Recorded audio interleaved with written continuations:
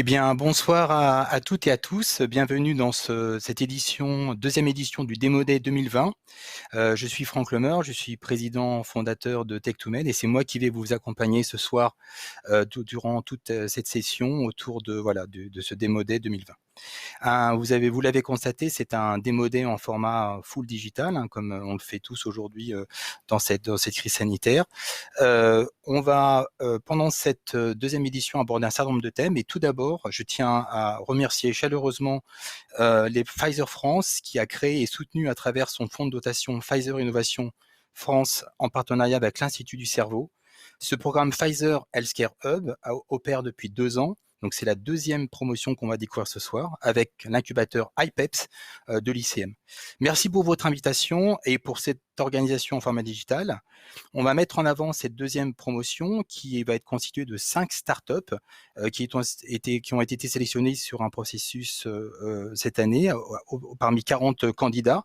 Et pendant cette heure 30 à venir, on va à la fois discuter de l'innovation de chacune de ces startups, mais aussi découvrir d'autres intervenants sur des thèmes importants.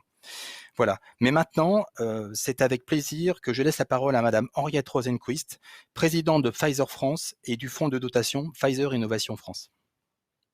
Bonjour à tous, nous sommes ravis de vous accueillir pour le Demo Day de la deuxième édition du Pfizer Healthcare Hub France afin de vous présenter les réalisations concrètes de ce programme. Le Pfizer Healthcare Hub France a été créé en 2018 par le fonds de dotation Pfizer Innovation France, l'Institut du Cerveau et son incubateur santé iPEPS. La vocation de ce programme d'accélération est d'accompagner les innovations technologiques du secteur de la santé, orientées sur le parcours de soins et la qualité de vie du patient.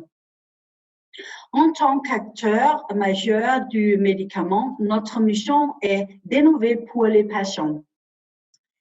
C'est notre responsabilité d'apporter un soutien à l'innovation santé dans toutes ses dimensions et aux côtés de tous ceux qui sont impliqués dans cet écosystème. Cette année particulière a montré combien la collaboration entre tous les acteurs industriels, acteurs académiques, start-up, monde associatif, et l'apport des innovations digitales était essentiel pour faire face à la crise sanitaire et avoir un impact collectif au bénéfice de la santé des individus et de la continuité de soins. Être à l'écoute de parties prenantes et renforcer le sentiment d'un objectif commun est plus que jamais nécessaire, car nous devons réunir les ressources et le potentiel de tous les membres de l'écosystème de l'innovation dans la santé. Chercheurs, biotech, start-up, fabricants, gouvernements, communautés médicales et représentants de patients pour porter ensemble un nouveau leadership de la santé. Chez Pfizer, nous avons un modèle fondé sur l'innovation, qu'elle soit scientifique ou solidaire.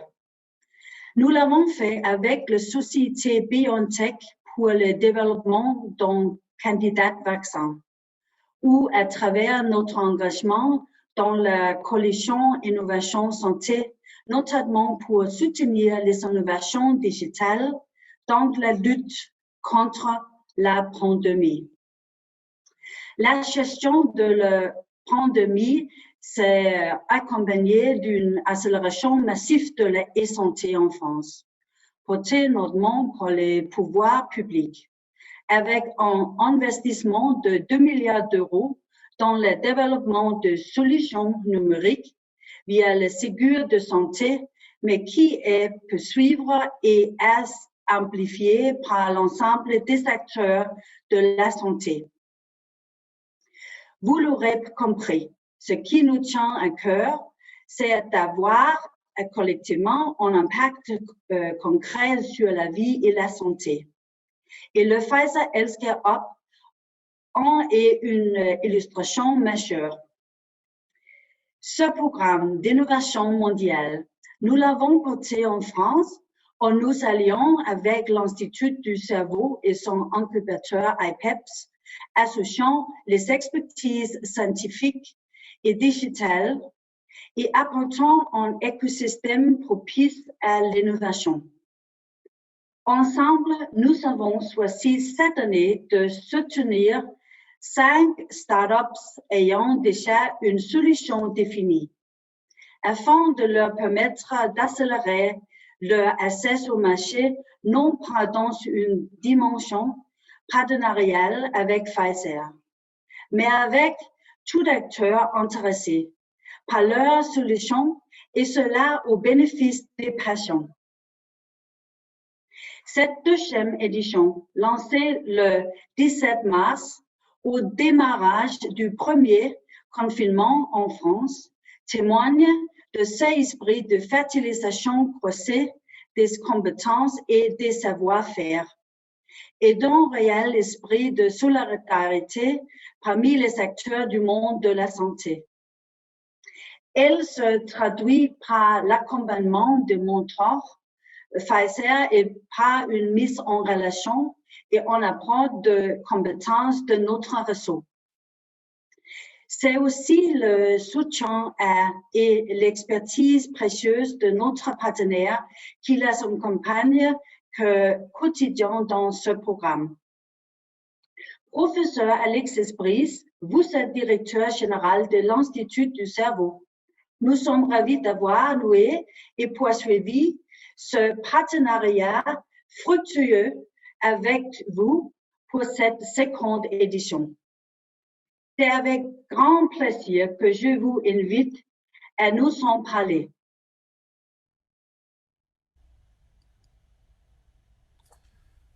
Bonjour à toutes et tous.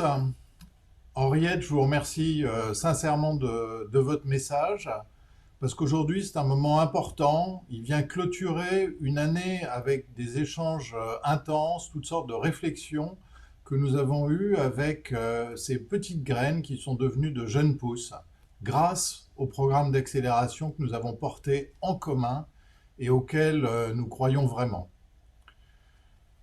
Ce succès du Pfizer Healthcare Hub France confirme notre volonté de développer des solutions au service des patients en accompagnant les entreprises dont les technologies sont prometteuses. Et nous sommes vraiment ravis du succès de ces startups qui sont des promesses pour la santé de demain. Et je pense en ce moment à la startup Lucine qui était présente dans la première édition de ce programme Pfizer Healthcare Hub France et qui a réalisé une levée de fonds de 5,5 millions d'euros en novembre dernier. Je souhaite évidemment le même succès aux 5 startups de la seconde édition.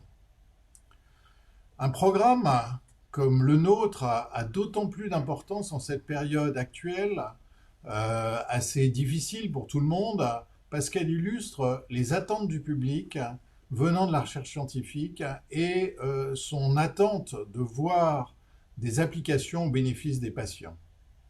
Je voudrais souligner ici la persévérance, l'enthousiasme des startups dans un contexte qui est aussi complexe, puisque pendant 4 mois, elles ont été accompagnées, heureusement dans un environnement propice à l'innovation et à la collaboration, grâce à notre partenariat. Notre expertise médicale et scientifique, combinée à une volonté d'innover pour le patient, se concrétise par la collaboration entre tous les acteurs de la santé. Je crois que c'est ça qui est vraiment important, qu'ils viennent du monde de la recherche, du privé ou du digital. C'est une sorte de cercle vertueux qui a démontré son efficacité et dont nous sommes très fiers.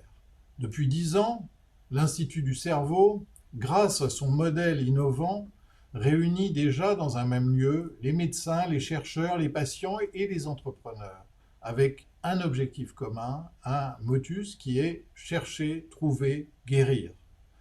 Ce sont des hommes et des femmes qui ont des parcours inspirants, des origines différentes, mais qui œuvrent chaque jour pour comprendre le fonctionnement du cerveau, accélérer la découverte de traitements dans les maladies du système nerveux. Dans ce contexte, notre incubateur IPEPS de Health Tech Hub a vu le développement de solutions concrètes au bénéfice des patients. Quelques chiffres. Depuis sa création en 2012, nous avons accompagné plus de 60 entreprises qui ont levé plus de 400 millions d'euros pour leur développement.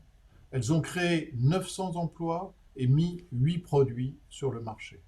C'est un beau succès et notre modèle multidisciplinaire terreau d'innovation a pu accompagner, accélérer des entreprises qui ont eu un impact dans le secteur de la santé. Et je voudrais vous donner 3 exemples.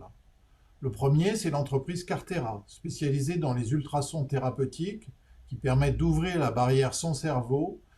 Cette société conçoit, développe des dispositifs médicaux innovants destinés au traitement des pathologies cérébrales, telles que les tumeurs cérébrales.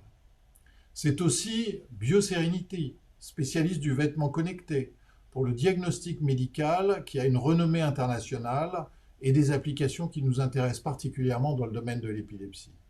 C'est également Brain Innovation, un laboratoire commun avec notre institut qui vise à créer des innovations d'usage en santé pour les thérapeutes et les patients. En 2021, nous souhaitons développer plus encore cette passerelle entre la recherche et le soin grâce à l'ouverture d'un nouveau campus d'accélération qui sera dédié aux technologies médicales et à l'intelligence artificielle. Ce campus, situé dans le 13e arrondissement, rue du Chevaleret, porte notre ambition de concrétiser de nouvelles solutions pour les patients. Son implantation dans ce quartier marque notre volonté de développer un écosystème unique au 13e arrondissement qui rassemblera tous les acteurs de la santé et de l'innovation. Notre institut, bien sûr, au cœur de l'hôpital de la Pitié-Salpêtrière, l'un des plus grands d'Europe, en particulier pour les maladies du système nerveux, le campus Station F, dont nous sommes le premier partenaire santé, et puis enfin Chevaleret, où nous déploierons les startups dans le domaine des technologies médicales et de l'intelligence artificielle. Ces ambitions, elles seront portées par les acteurs, mais aussi par la force de nos partenariats industriels. Car avec le partage de compétences, de savoir-faire, nous allons donner un réel espoir aux patients. Et c'est pour ça que je suis vraiment heureux que le Pfizer Healthcare Hub France existe et qu'il crée une dynamique collective pour la santé de demain. Pour terminer, je voudrais féliciter les 5 startups de cette nouvelle édition. Omini, Agimae, Lumio Medical, Philit et Sibius, qui mettent ensemble leurs idées, les ressources nécessaires, leur intelligence et leurs compétences pluridisciplinaires au service de l'amélioration de la prise en charge et du quotidien des malades. Je souhaite à toutes ces startups beaucoup de succès pour relever tous les défis qui sont les leurs et réussir au bénéfice des patients. Merci Madame la Présidente et merci Professeur pour ces propos très positifs. On voit que les 2 porteurs de projet de ce Pfizer Healthcare Hub, cette 2e édition, ce programme, sont complètement alignés sur l'innovation et au bénéfice des patients. On voit aussi que c'est une collaboration qui prend forme et qui devient exemplaire avec un succès que vous avez cité, Professeur, notamment la levée de fonds importante de l'UCIN. On va maintenant passer à notre table ronde.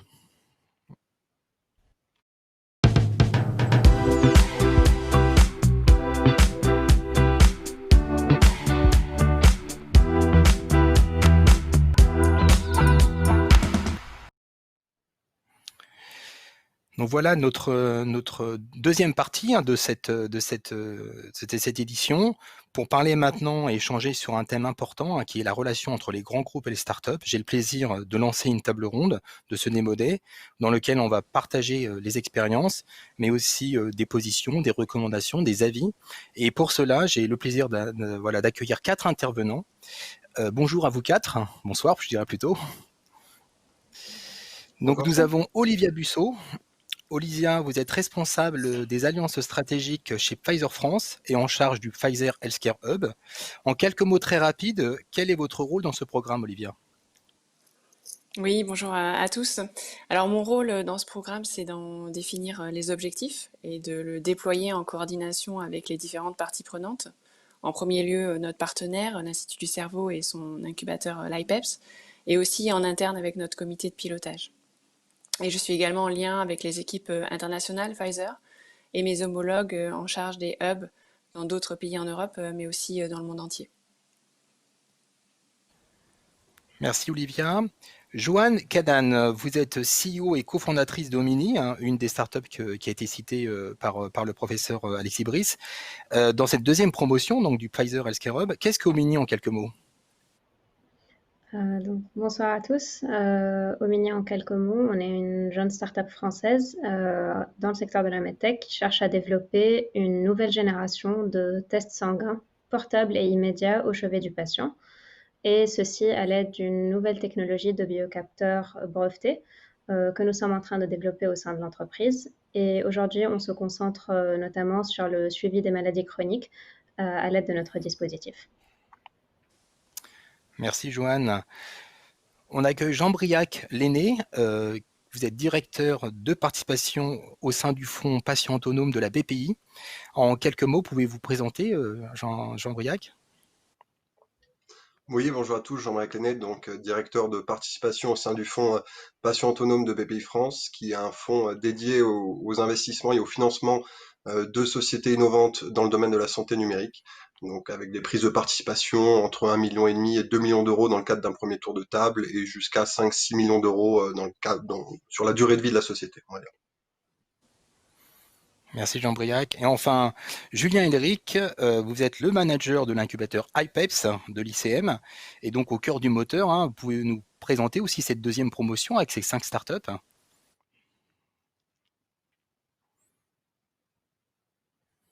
Je crois que tu es en mute, Julien.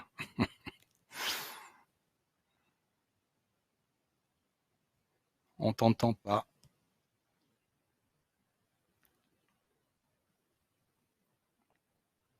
On va donc attendre que Julien règle son problème de son et on reviendra avec lui tout à l'heure. Peut-être commencer cette table ronde par un questionnaire hein, qu'on propose aux auditeurs de cette session. Voilà, ce questionnaire va apparaître au sein de votre écran.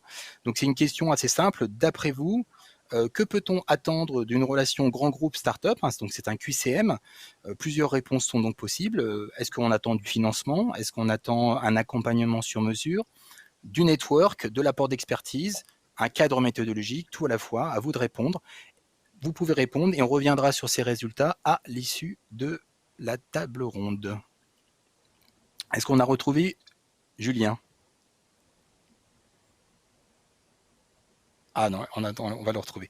Donc on va commencer par une première question pour cette table ronde. Hein. Justement, j'ai envie de vous poser une question. C'est qu'est-ce qui caractérise finalement un accompagnement par rapport à une collaboration? On parle beaucoup de collaboration, grand groupe start-up. Qu'est-ce qu'on peut qualifier d'accompagnement? Joanne? Oui, dans le contexte d'un accompagnement comme celui qu'on a pu avoir au sein du Pfizer Healthcare Hub, il n'y a pas d'intérêt commercial qu'on va chercher, ni de notre côté, ni du côté de Pfizer. Ce qui fait que ça nous a permis de mettre en place un échange qui est beaucoup plus libre, beaucoup plus transparent, que ce soit avec notre mentor qui nous a accompagnés et avec tous les encadrants qui ont pu nous accompagner le long de ces 9 mois. Et donc, dans notre cas en particulier, notre objectif était d'affiner notre stratégie d'accès au marché et de mettre des priorités aux différents business models qu'on investiguait. Et donc, grâce à cet accompagnement qui a été sur mesure, on a pu effectivement atteindre ces objectifs. Aujourd'hui, on a une liste de priorités, un modèle économique mieux défini. Et ça, c'est grâce à l'ensemble des acteurs. Et c'est sûr que ça a été un gain de temps, une montée en expertise qu'on n'aurait pas pu avoir sans cet accompagnement. Donc, avec les acteurs, les encadrants, mais aussi des intervenants de Pfizer qui ont consacré du temps pour nous aider dans nos réflexions. Merci Joanne. Est-ce que Jean Briac voulait commenter du côté investisseur un peu entre cette différence entre accompagnement, collaboration? Oui, bien sûr. Donc, sans rentrer dans une analyse, on va dire, sémantique entre accompagnement et collaboration, je pense que, comme l'a souligné Johan, la différence majeure, c'est la bienveillance qui caractérise la relation entre start-up et industriel dans le cadre d'un accompagnement. Dans le cadre d'une collaboration, donc qu'elle soit scientifique, technique, business, l'idée, ça reste quand même d'identifier le bon partenaire pour mener ensemble un projet commun avec des objectifs communs. On va forcément se montrer, enfin la start-up va forcément se montrer un peu sous son meilleur jour, mettre en avant son expertise, son savoir-faire, la complémentarité avec son partenaire, le potentiel de synergie. Dans le cadre d'un programme d'accompagnement, l'approche elle est un petit peu inverse, c'est-à-dire c'est vraiment bénéficier des ressources stratégiques de l'industriel pour confronter très tôt son projet à la réalité du marché. Donc l'idée étant de mieux comprendre les enjeux, les contraintes du marché qu'on souhaite adresser. Donc quand on parle d'enjeux, c'est vraiment clarifier le besoin médical, mieux comprendre la réalité du terrain, affiner le positionnement de son produit, prioriser des segments de marché, des cas d'usage ou des indications spécifiques. Et dans le cadre des contraintes, on pense plutôt des contraintes réglementaires, des contraintes organisationnelles, valider la viabilité économique de son business model, se confronter à des problématiques d'industrialisation. L'idée étant de pouvoir en amont et avant d'avoir entre guillemets des petites erreurs de parcours, c'est de pouvoir modifier, d'adapter sa stratégie de développement, de validation, de certification, d'accès au marché en amont grâce à tout ce retour d'expérience et d'expertise. Merci Jean-Briac. Ce qui est intéressant, c'est ce mot bienveillance et aussi cette immersion dans le monde de la réalité que je trouve intéressant dans vos propos. On a récupéré Julien. Julien, donc à propos d'IPEPS, cette deuxième promotion.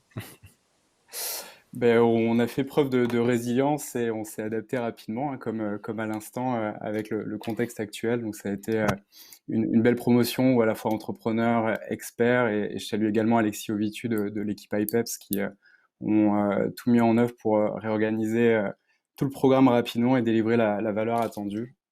Et pour moi, c'était aussi la confirmation, s'il en fallait une, que ces approches multi-partenaires, tripartites en l'occurrence entre grands groupes, start-up et nous, accélérateurs, incubateurs, sont pérennes et pleines de promesses, mais on va revenir dessus du coup sur la suite de cette table ronde. Tout à fait. Peut-être une question pour Olivia maintenant. Finalement, dans ces grandes collaborations, ces grandes annonces, grands groupes, start-up, on a eu l'impression à un moment qu'on était plutôt un peu dans un jeu de communication des grands groupes, hein, opération, réputation d'innovation. Finalement, qu'est-ce qu'on peut en tirer aujourd'hui? Quelle est la différence finalement du Pfizer Healthcare Hub, cet engagement que vous avez? Alors c'est vrai que pour nous, chez Pfizer, c'est fondamental de créer des programmes d'accompagnement de ce type qui ont un vrai impact pour la start-up et in fine, pour avoir un impact pour l'utilisateur final, donc à savoir les patients et les professionnels de santé. Je dirais que cet impact, il est rendu possible quelque part par, on va dire, deux forces motrices, donc le sens que nous donnons à ce programme et puis l'engagement que nous y mettons. Donc pour faire simple, pourquoi on le fait et comment on le fait.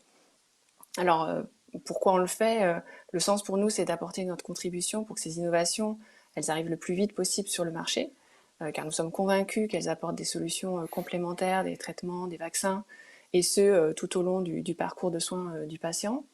Et d'ailleurs, Pfizer a soutenu depuis très longtemps cette approche globale du parcours de soins. Et c'est aussi pour nous une opportunité unique d'échange et d'acculturation, de vraiment pouvoir s'immerger dans le monde de l'innovation digitale via des applications concrètes, et notamment par exemple en intelligence artificielle. Et maintenant, si je parle de notre engagement, alors c'est vrai qu'on est loin d'un concept de coquille vide avec ce programme, puisque c'est un programme qui est porté par toute l'entreprise, avec le soutien fort de l'ensemble de notre comité de direction, et plus particulièrement de 3 membres du CODIR qui soutiennent activement ce programme en interne. Et par ailleurs, il faut savoir qu'il y a une quinzaine de collaborateurs qui se sont impliqués dans le comité de sélection, le comité de pilotage et dans le mentorat. Mentorat qui est vraiment un des piliers de ce programme. Le principe, c'est qu'on avait un mentor pour chaque start-up. Et je peux vous dire que chaque mentor a consacré un temps non négligeable dans cette activité de mentorat, en plus de ses activités quotidiennes, et ce, dans un contexte de travail compliqué pour nous tous. Enfin, cet engagement, il va au-delà des mentors, puisque les mentors ont aussi pu mobiliser d'autres collaborateurs Pfizer et aussi des experts de notre réseau externe. Et comme le disait Johan, ils ont tous pris le temps pour rencontrer les startups et partager leur expertise, que ce soit sur des questions d'ordre médical, dans le développement clinique ou d'accès au marché. Voilà. Et si je peux juste peut-être ajouter une dernière chose pour nos auditeurs, c'est que Au-delà de cet accompagnement qui est soutenu par notre fonds de dotation, Pfizer et Pfizer France mettent en place également des collaborations avec des startups à visée commerciale, scientifique ou médicale. Et c'est bien sûr un autre type de relation, hein, comme on l'a évoqué précédemment, pour lequel à nouveau on essaye de mettre du sens et de l'engagement.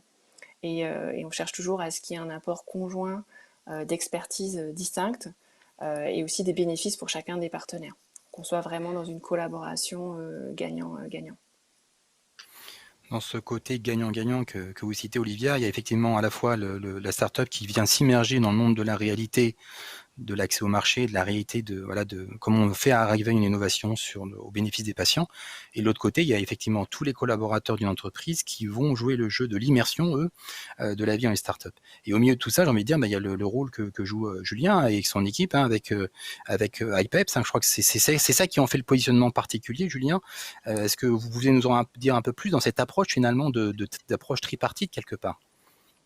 Oui, absolument. iPeps, de par l'écosystème local dont on bénéficie en étant l'incubateur de l'Institut du cerveau sur le campus de la Pitié-Salpêtrière et à Station F, a dans l'écosystème de l'accompagnement un positionnement hyper verticalisé autour de la validation scientifique et médicale des solutions qui sont portées par les entrepreneurs.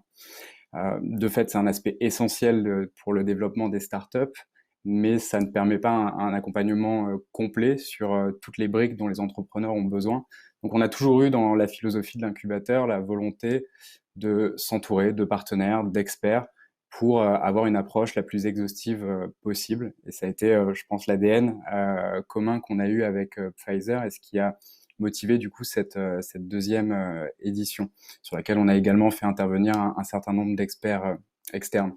Et l'autre choix qu'on a fait sur cette édition, ça a été de la dédier à des startups très early stage, avec la volonté de les aider sur le renforcement des fondamentaux, notamment au travers des 4 piliers cliniques, réglementaires, marché et technologie.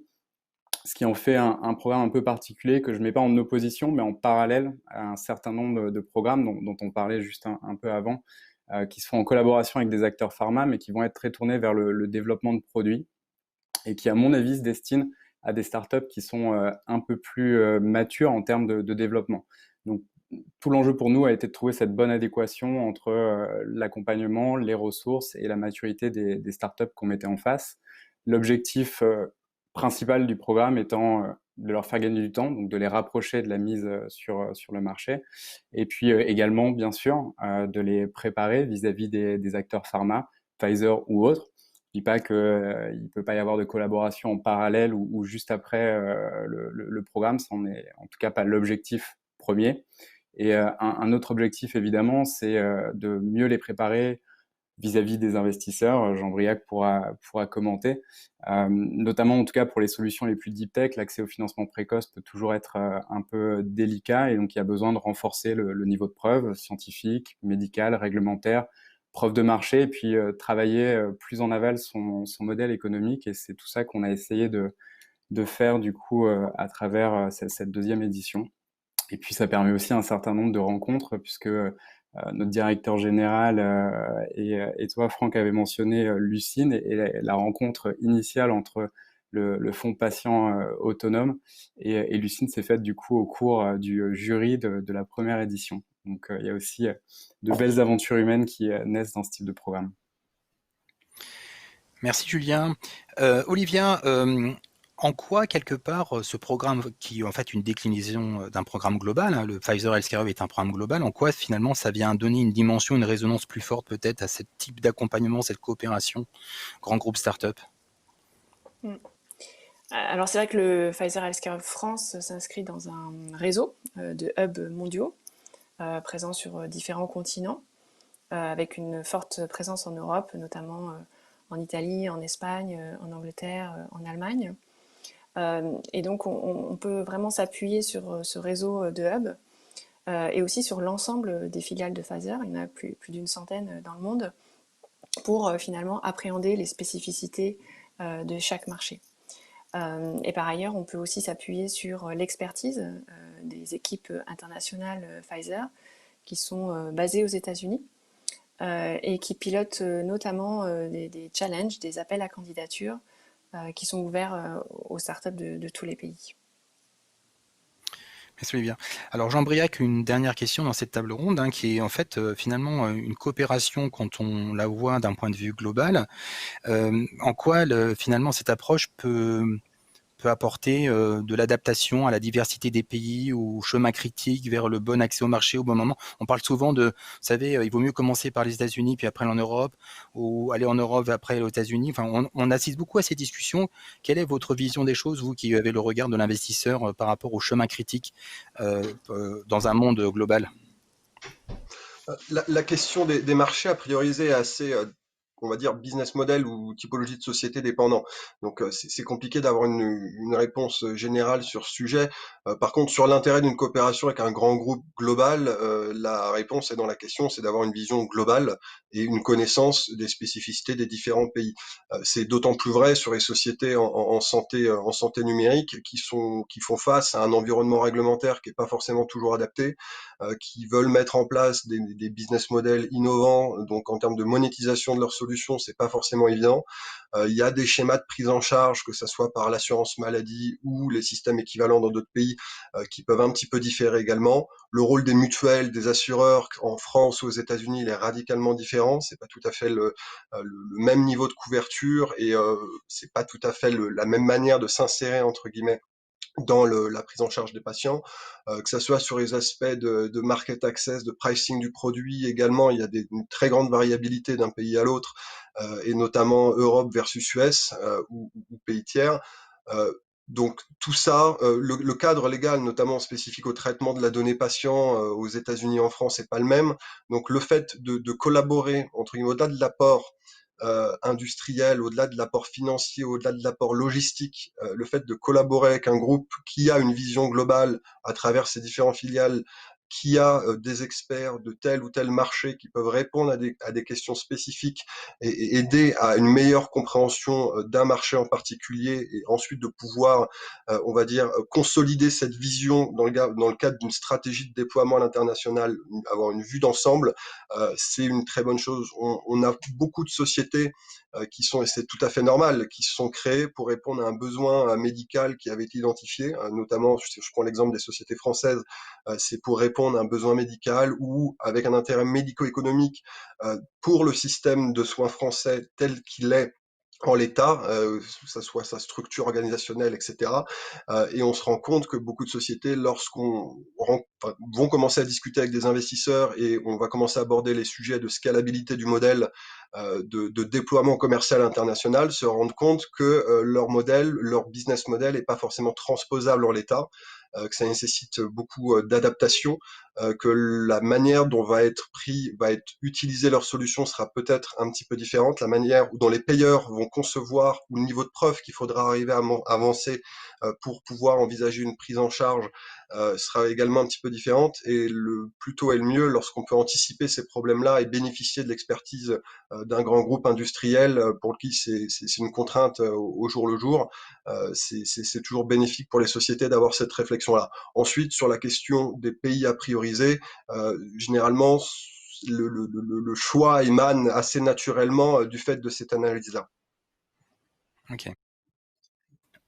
Merci Jean-Briac, merci pour ce commentaire très intéressant sur la trajectoire internationale de l'innovation et le fait de l'intégrer. Alors là, c'est là que l'accompagnement du Pfizer Healthcare peut être tout à fait intéressant.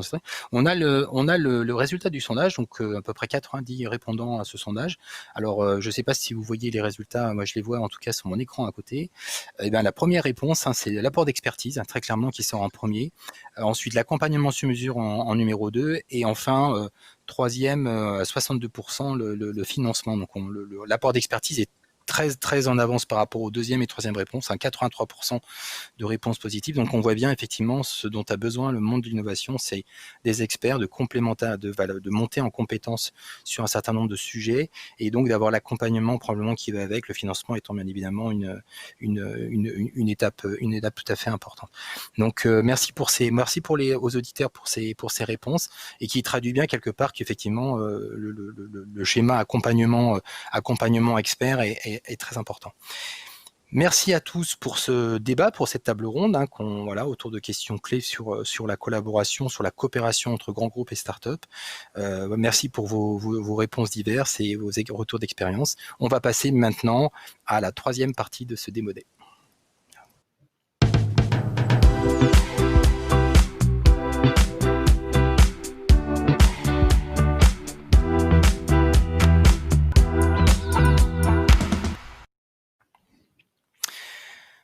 Donc nous voilà dans la troisième étape de ce démodé. Donc c'est une session qui est dans un format original particulier. On va avoir l'occasion d'avoir avec nous l'honneur d'avoir un grand témoin, une grande témoin sur 5 thématiques, des thématiques qui sont donc inhérentes à l'équation du succès des startups en e-santé.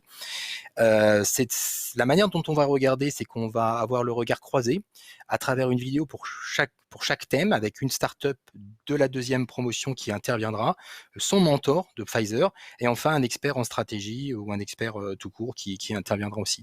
Et pour donc débattre et pour commenter ces thèmes, ces 5 thématiques, j'ai le plaisir d'accueillir Laure Millet, qui est responsable du programme santé à l'Institut Montaigne. Bonsoir Laure. Ah, on n'entend pas Laure. Le son n'est pas activé. Non. On va attendre que Laure essaye de retrouver le son. Et sinon, on reviendra sur Laure juste après. On enchaîne. Ouais. Donc je vous propose en attendant de retrouver le son avec Laure de lancer cette première thématique.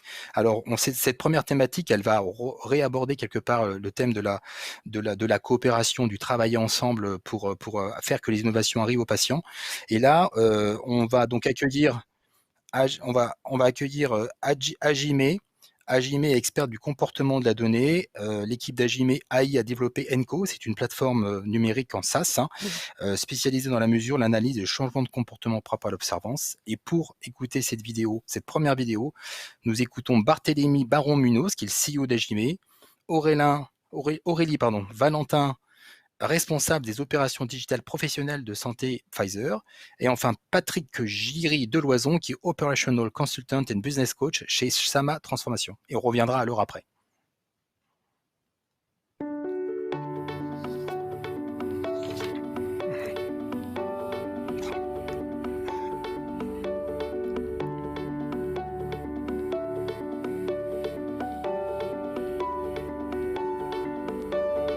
Donc les attentes pour nous au niveau du programme, c'était de comprendre les enjeux d'un laboratoire pharmaceutique, notamment en termes d'observance, pour justement pouvoir adapter notre offre au bon endroit dans la chaîne de valeur. Donc d'une part. Ensuite, c'était aussi en fait de chercher de la visibilité, puisque clairement, dans le Pfizer Healthcare Hub, ça nous donne une très belle carte de visite au niveau des autres acteurs du monde de la santé. Et puis aussi, chercher éventuellement des collaborations et des terrains d'expérimentation. Donc, soit via Pfizer, soit via des partenaires de Pfizer. Le point qu'il faut qu'on comprenne très rapidement, d'où l'explication mutuelle et réciproque, c'est pourquoi est-ce qu'on est là. Est-ce qu'on est là pour de l'acculturation, puisqu'un programme de mentorat, c'est une forme d'acculturation d'une grande entreprise qui se frotte au milieu de la start-up.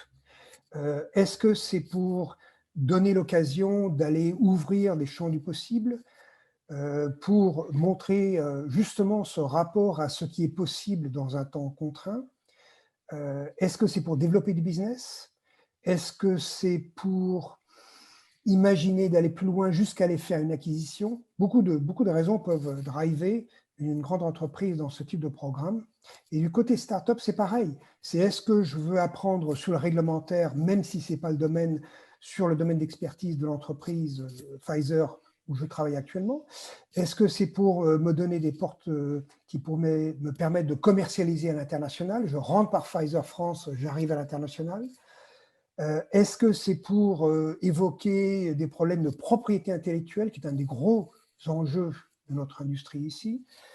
Là aussi, encore une fois, cette liste est très large. Il est important de pouvoir la mettre sur la table. Et c'est un petit peu comme, dans le Vendée Globe Challenge ou la route du Rhum, on se fait la route. On définit sa route. Et puis, il va falloir savoir l'enrichir au fur et à mesure.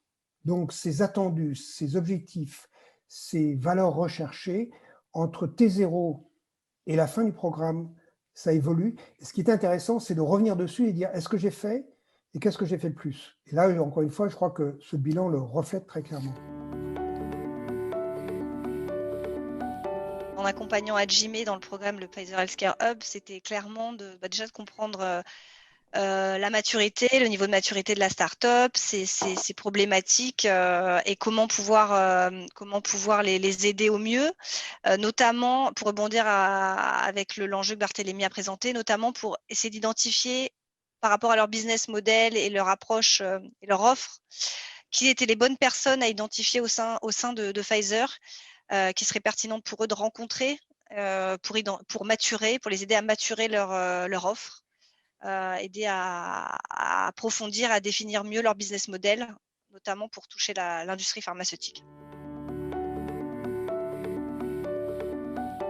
Ce qui est intéressant, c'est que justement, on a compris comment un laboratoire pharmaceutique fonctionne de l'intérieur.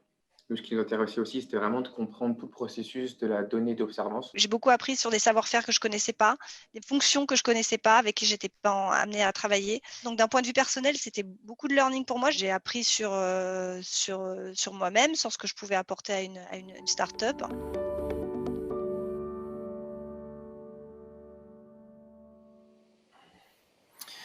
Alors, on a récupéré Laure. Donc, merci à nos 3 intervenants pour cette première vidéo de témoignage de regard croisé. Donc, je reprends Laure, responsable du programme santé à l'Institut Montaigne. Est-ce que vous pouvez nous parler, Laure, de ce que vous faites à l'Institut Montaigne et de ce que l'Institut Montaigne a délivré sur ces questions de santé? Et puis, on reviendra peut-être sur un commentaire de votre part sur cette première vidéo sur la coopération Startup Grand Groupe. Oui, bonjour Franck, bonjour à tous et merci aux organisateurs pour cette invitation. Je suis ravie d'être là aujourd'hui pour représenter l'Institut Montaigne et puis partager avec vous le contenu de nos récents travaux et réflexions autour de la e-santé. Donc l'Institut Montaigne, c'est un think tank qui a été créé en 2000, qui se veut être à la fois une plateforme de réflexion, de proposition et d'expérimentation consacrée aux politiques publiques en France. Les actions de l'Institut, elles s'articulent autour de la transformation numérique, de la géopolitique et de la réforme de l'action publique. Pour ma part, j'ai rejoint le programme santé il y a 2 ans et demi maintenant. C'est le premier programme thématique de l'Institut Montaigne. Il a été créé en 2017 et en fait, au sein de ce programme, ce qu'on souhaite faire et ce qu'on souhaite mettre en place, c'est à la fois de créer un lieu unique de dialogue entre les différentes parties prenantes du milieu de la santé, mais également de faire émerger des propositions de politique publique innovantes et de donner en fait des clés de lecture accessibles au grand public. Les réflexions du programme santé, elles s'articulent autour de 3 axes principaux qui sont à la fois le rôle des patients dans le système de santé, la réforme de la santé mentale et puis aussi le pari de l'innovation thérapeutique. On a publié un rapport sur les médicaments innovants l'année dernière et puis aussi sur le numérique avec différents travaux autour de l'IA et de la e-santé justement.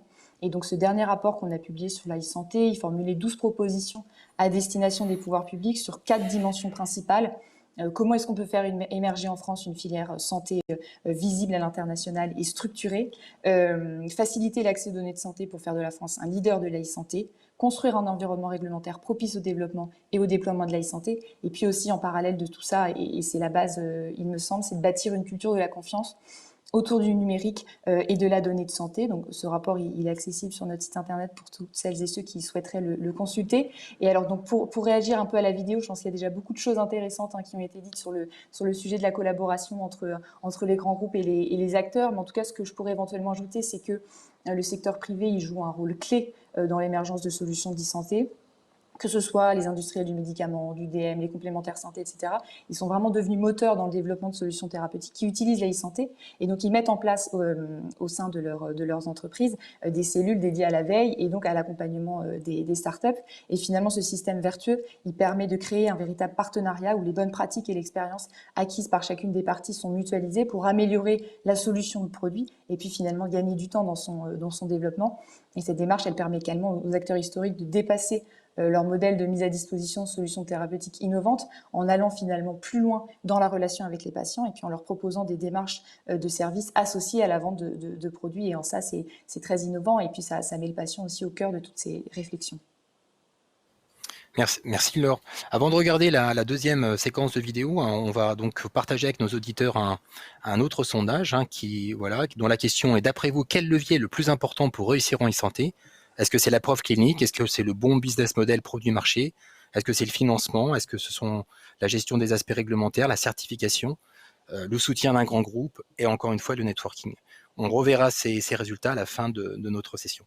Pour rentrer dans cette deuxième partie vidéo, donc on va aborder les leviers internes des startups avec deux vidéos. Une première vidéo qui va adresser la problématique de la preuve. Hein. On sait que dans la santé, c'est un élément critique du chemin vers la réussite, hein, d'avoir la preuve, de montrer sa valeur ajoutée clinique, de la démontrer.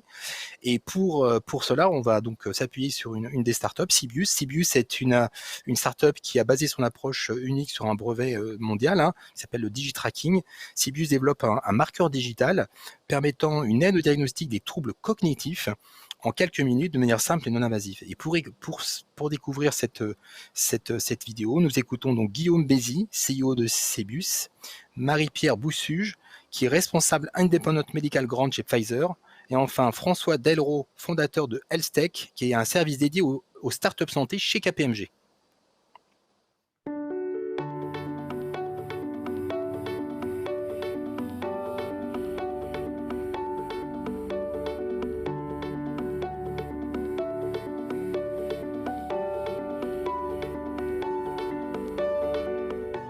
À l'entrée du programme, dans le Pfizer Healthcare Hub, nos enjeux étaient vraiment de renforcer notre stratégie d'accès au marché pour la France et pour l'Europe, avec une cible prioritaire qui était l'Allemagne, et de développer des collaborations pour augmenter la taille de notre dataset de sujets sains et de patients. La donnée, c'est fondamental pour le développement de Sibius, et donc avoir un niveau de preuve qui est suffisant, malgré les contraintes qui sont liées à la start-up, hein, c'est-à-dire les moyens financiers et humains qui sont limités.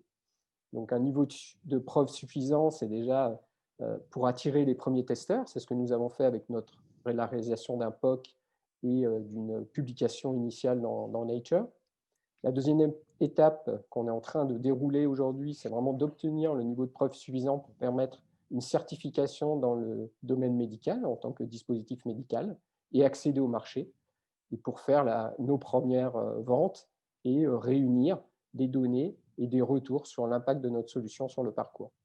Ce qui va nous permettre d'accéder au troisième niveau de preuve, c'est-à-dire une validation clinique qui va nous permettre d'avoir un certain niveau de prise en charge, comme en France, par exemple, un article 51. En termes de bonnes pratiques, l'une des difficultés majeures pour les startups et pour Sibius, c'est de pouvoir définir dès que possible cette stratégie de la preuve, et ceci dès la phase de développement de la solution, en adoptant une démarche qui soit globale. Et clairement, cette démarche globale, elle permet de gagner du temps, quand on sait que ça peut prendre entre 1 an et 2 ans, et aussi de limiter les ressources engagées. Alors, deux bonnes pratiques qui sont associées à cette démarche globale. D'abord, en réutilisant des données qui auront été collectées lors du marquage CE et qui pourront être réutilisées pour démontrer la supériorité de la solution. Et deuxième bonne pratique, c'est clairement de ne pas hésiter à contacter les autorités de santé, donc en France principalement la HAS, dans le cadre d'échanges précoces pour dimensionner la stratégie de la preuve et en particulier comprendre quelles sont les attentes de la HAS et se mettre d'accord sur les critères de jugement tels que le bénéfice thérapeutique ou encore le bénéfice patient, et ceci dans un contexte d'une solution qui se base sur de l'intelligence artificielle. On le sait aujourd'hui, une des difficultés pour Sibius sera de faire face à l'absence d'un cadre standard d'évaluation réglementaire, parce qu'il existe à ce stade aujourd'hui que des guidelines. Mon rôle de mentor, donc au-delà de bien comprendre les besoins de Guillaume, ça a été d'identifier en interne les bons interlocuteurs et ensuite d'organiser des échanges entre ces experts et Guillaume pour discuter notamment du market access et des études médico-économiques pour aider Guillaume, je dirais, à valider sa stratégie de développement. Alors, de manière globale, nous avons fourni à Guillaume un cadre méthodologique et un rappel de la réglementation en France, en Europe et aux US. Alors, dans le cadre du marquage CE, on a aidé Guillaume à identifier et qualifier les grandes étapes clés pour atteindre le marquage CE. Et dans les grandes lignes, on lui a fait prendre connaissance des exigences des autorités réglementaires. Nous avons permis à tous les collaborateurs Pfizer qui le souhaitaient de participer au projet de recherche de Sybius en organisant une collecte de données virtuelles, un événement inédit et qui permettra à Sybius de renforcer son marqueur. Le Pfizer SCAL Hub nous a permis de clarifier notre go-to-market, d'élargir vraiment notre panel d'interlocuteurs dans le domaine neuro et de rendre accessible notre programme de collecte de data auprès des collaborateurs Pfizer. Et ça, c'est vraiment une première en France, à mon sens.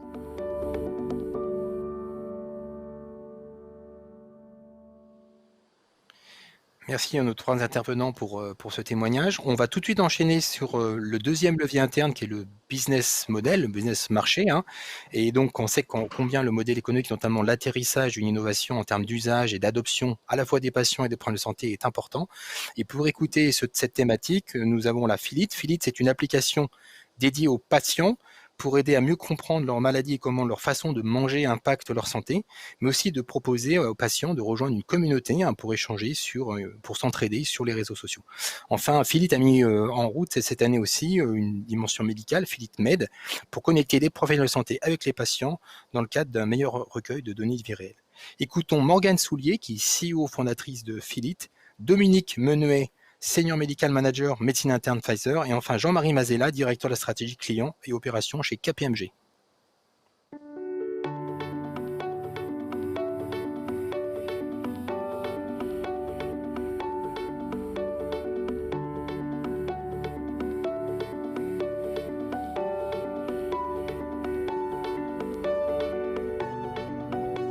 Quand j'ai postulé au programme, mon objectif était à la fois, d'identifier effectivement toutes les pathologies qui pouvaient être concernées par des désordres alimentaires et d'identifier comment est-ce qu'on allait pouvoir mettre sur le marché. Donc là, c'est un travail qu'on a fait à la fois avec Dominique et à la fois avec Jean-Marie. Comment mettre sur le marché ces solutions, parce qu'effectivement, il y a 2 solutions, il y a 2 marchés très différents qui sont le grand public et les professionnels de santé. Quels étaient les bénéfices pour chacun d'eux et comment faire se rejoindre ces 2 acteurs et identifier quel était le meilleur modèle économique pour adresser le marché au mieux. Du côté de KPMG, on a accompagné donc Philite et Morgane dans sa stratégie d'accès au marché, qui est une vraie problématique pour les startups de manière générale, puisqu'il souvent il faut effectivement traiter des problématiques qui sont liées donc à la réglementation, dispositif médical ou non, au développement de son offre de valeur, donc de son modèle économique ou encore effectivement la mise en place d'un modèle opérationnel, sachant que l'enjeu premier, c'est de pouvoir donc pénétrer le marché le plus rapidement possible avec une offre de valeur qui est viable. Nos premières discussions avec Morgane, elles ont été centrées vraiment sur l'intérêt de développer l'offre Philite vers des nouveaux utilisateurs et effectivement des personnes qui présentaient des maladies soit métaboliques, soit des maladies dues à des mauvais schémas alimentaires. Et on a pensé, voilà, par exemple, au diabète, aux maladies cardiovasculaires, au surpoids.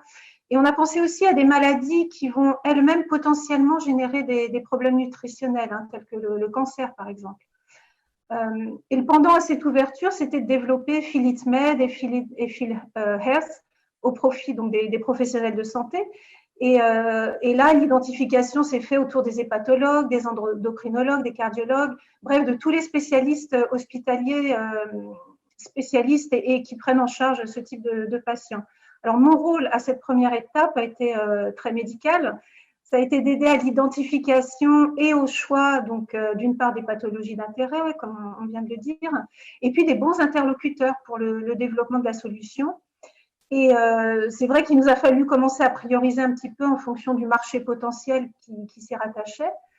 Et puis, mon rôle a été de faciliter la mise en contact avec les experts cliniciens et aussi avec plusieurs associations de patients. Et donc, finalement, la stratégie d'entrée sur le marché pour Morgane, c'est une stratégie finalement de plateformisation de services qui consiste finalement à proposer un panel de services donc, à l'ensemble des usagers et des patients qui souhaitent se réapproprier leur alimentation, donc avec une notion de fidélisation du plus grand nombre donc d'adhérents ou de membres, donc autour, comme je le disais, d'une plateforme de services qui se veut évolutive, qui va comporter à la fois des services qui vont être gratuits ou payants selon la valeur ajoutée finalement des services, et qui va embarquer un certain nombre de partenaires qui vont contribuer d'une part à la production de contenu ou qui finalement vont vouloir plus faire du placement de produits. PhilitsMed, je l'ai lancé pile au début du confinement, c'est-à-dire que je l'ai lancé début mars, avec cette ambition de développer PhilitsMed et de développer la notoriété et surtout l'usage de PhilitsMed auprès des professionnels de santé. Comme l'a dit tout à l'heure Dominique, on a beaucoup travaillé avec Dominique à contacter des professionnels de santé, à présenter PhilitsMed à des services à la fois de nutrition, à la fois en hépato, dans tout un tas de spécialités différentes. Et on a vu rapidement avec Dominique que PhilitsMed intéressait les professionnels de santé. Aucun d'entre eux n'y a pas vu un intérêt ou aucun d'entre eux nous a dit mais en fait vous êtes totalement à côté de la plaque et c'est pas du tout pertinent. Par contre, on a rapidement vu que avec le contexte Covid, la priorité n'était pas vers la solution PhilitsMed et que beaucoup de services étaient engorgés par le Covid, qu'il y a beaucoup de choses qui étaient ralenties, que beaucoup de prises de décision, notamment sur intégrer des nouveaux outils numériques, thérapeutiques. Et du coup, c'est là où quand j'ai vu que le développement du modèle économique auprès des professionnels de santé allait prendre plus de temps, mais que la communauté était très en demande d'un accompagnement à la fois de webconférences données par des professionnels de santé, à la fois d'un accompagnement sur des idées recettes, des idées menus, je me suis dit peut-être que temporairement, il faut que je réfléchisse à prioriser un modèle économique qui soit plus tourné vers les membres de la communauté Philips.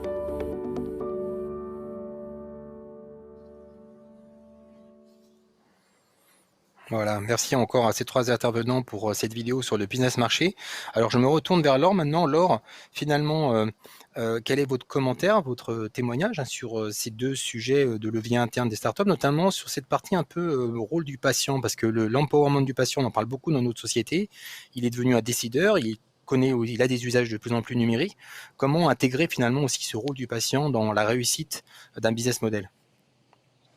Alors, je commencerai peut-être par les éléments relatifs au business model. Je pense qu'un bon business model, c'est un business model qui parvient finalement à anticiper les usages qui seront faits de la solution ou du produit. Et il est donc impératif que les principaux utilisateurs, qu'il s'agisse des professionnels de santé ou des patients, soient impliqués finalement dans la co-construction des outils.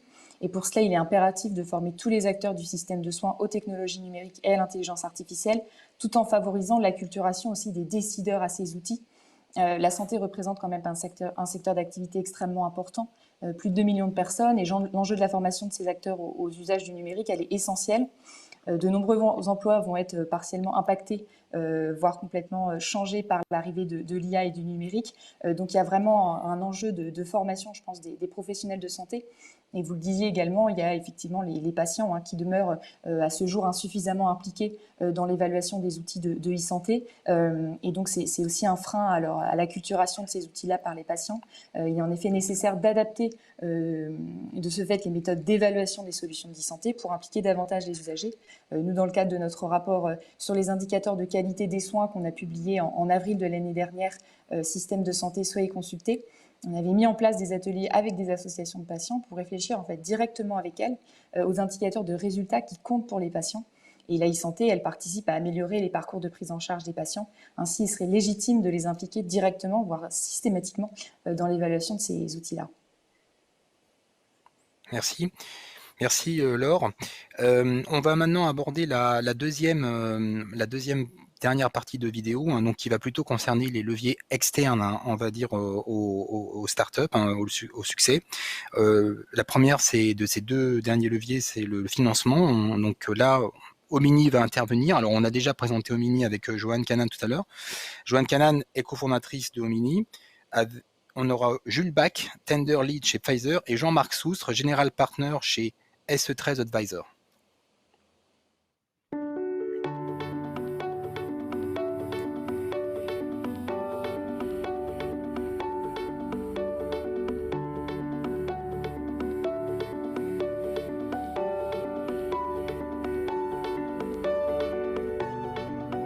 Nos attentes quand on a rejoint le programme Pfizer Healthcare Hub en début d'année, c'était en janvier. C'était des objectifs, je dirais, en 3 temps. D'abord, pouvoir avoir des retours supplémentaires des professionnels de santé pour pouvoir affiner notre offre. Ensuite, pouvoir finaliser le choix de notre première cible d'accès au marché, puisque nos capteurs s'adaptent à la détection de plein de marqueurs sanguins différents. Donc, on peut adresser des besoins médicaux différents. Et il fallait pour nous finaliser ce choix. Et en un troisième temps, affiner notre stratégie d'accès au marché une fois ce choix de première offre est fait. Et mine de rien, notre adhésion au programme coïncidait aussi avec le début de notre levée de fonds avec des business angels. Donc, il fallait en même temps qu'on évolue sur notre offre via le programme afin de pouvoir affiner notre proposition et le milestone sur lequel on voulait lever de fonds. Le principal apport de ce programme pour Omini, je pense, a été dans un premier temps de définir l'aire thérapeutique pour le premier développement du premier produit, puisqu'en effet, la technologie d'Omini a ce gros avantage de s'adapter à beaucoup de marqueurs, mais du coup, la différence qui vient, c'est de choisir par où commencer. Donc, au fur et à mesure des échanges avec différents experts, on a pu cibler une aire thérapeutique d'intérêt et commencer à travailler ensemble sur le mécanisme d'accès au marché donc pour ce premier produit. Le rôle de l'expert, c'est de rappeler aux fondateurs qu'une levée de fonds, qui est un acte ponctuel dans la vie de l'entreprise, s'intègre dans un processus long et que les investisseurs ont aussi cette réflexion d'un mariage à durée limitée dont on négocie à la fois les termes d'union comme les termes du divorce, entre guillemets. Le deuxième axe, c'est effectivement d'aider à consolider cette perspective du beauty contest. Il faut séduire, c'est un acte entre 2 personnes qui va se produire et il est important de donner un avis. Les investisseurs ont des réactions, ont des tics, des défauts, des tocs et on peut compléter effectivement la perception de l'entreprise à ce moment-là. Donc au cours du programme et de mes échanges avec Joanne, ce qui m'a sauté aux yeux, c'est l'importance du temps pour une startup comme Omini, et notamment vis-à-vis des investisseurs qui vont valoriser la startup en fonction du temps qu'elle va mettre avant d'arriver à un produit mature sur le marché. Donc comment j'ai accompagné Omini là-dessus, c'était une collaboration avec Joanne pour, dans un premier temps, identifier les étapes du développement sur lesquelles on pouvait accélérer ou réduire les délais pour gagner du temps, bien sûr. Un deuxième axe de travail était d'identifier des sources ou des propositions de valeur alternatives qu'on pouvait dégager à chaque étape du développement du produit pour essayer en tout cas de proposer des sources de revenus qui arriveraient avant le lancement effectif et final du produit développé par Omini. Il est évident que les bonnes startups ont dû et ont pu rester vivantes, ont pu éventuellement faire un travail sur l'agenda, sur le planning de développement. Il faut rappeler qu'une levée de fonds, une croissance du capital correspondent à des étapes dans la vie de l'entreprise et dans la vie de l'equity, et ce n'est pas uniquement pour résoudre des problématiques de trésorerie. Donc, c'est pour certains d'entre eux une opportunité, et je pense qu'Omini a su saisir cette chance. Pour beaucoup d'entre eux, ça a dû être extrêmement complexe sur ces phases de démarrage. Et d'ailleurs, les portefeuilles des investisseurs se trouvent en cette fin d'année avec une reprise assez significative de l'activité relativement dépourvue. Et on voit des investisseurs qui viennent contacter des conseils pour leur demander s'ils ont des dossiers à leur pousser. Ce qui a été particulier dans cette levée qui est tombée pile poil pendant l'année de la Covid, c'est qu'il fallait lever des fonds en virtuel. On n'avait pas la possibilité de rencontrer les investisseurs potentiels, Il fallait pouvoir convaincre en faisant des pitchs sur Zoom, des réunions en virtuel. Et donc, c'était un défi, mais qui était assez intéressant parce qu'il nous a appris à communiquer différemment, à passer des messages clairs. En parallèle, si je me concentre sur le programme en particulier et le lien avec notre levée, ce qui était assez intéressant, c'est que pour la levée de fonds, il fallait des objectifs clairs, un milestone précis qu'on voulait achever. Et donc, grâce au travail qu'on faisait pendant le programme, on arrivait à affiner le message, à mieux centrer notre proposition de valeur.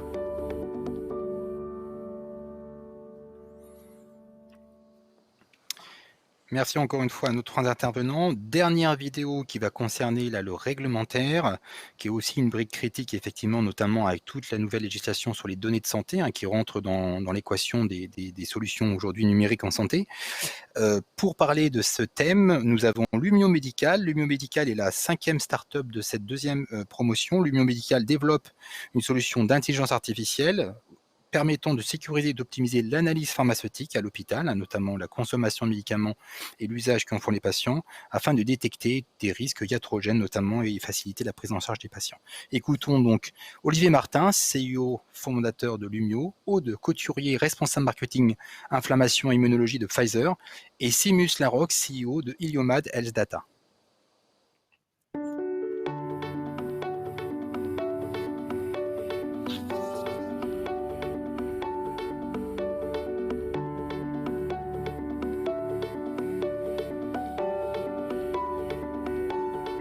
Les attentes qu'on avait au début du programme sur le plan réglementaire, elles étaient doubles. La première attente, c'était de pouvoir entamer en fait un processus de certification de notre solution, puisque notre solution est un dispositif médical, et monter en compétence dans la contractualisation avec les hôpitaux, déterminer en fait quel cadre juridique proposer à l'hôpital. Les données de santé donc, sont devenues vraiment un enjeu majeur, et notamment la réutilisation de ces données, et que pour réutiliser ces données pour améliorer la recherche médicale, il faut être conforme avec un certain nombre de réglementations. Et ces réglementations, elles englobent notamment une en particulier qui a eu un fort impact par rapport à la gestion et au processing de ces données de santé, c'est le RGPD. Alors le RGPD, ça a commencé, il est rentré en vigueur il y a à peu près 2 ans. Et il a impacté notamment le secteur de la santé parce que par essence, c'est une réglementation qu'on dit privacy by design, c'est-à-dire qu'elle demande à ce que tous les acteurs du domaine de la santé anticipent et structurent leur process et leur manière de traiter la donnée par avance, par anticipation, donc avant tout traitement.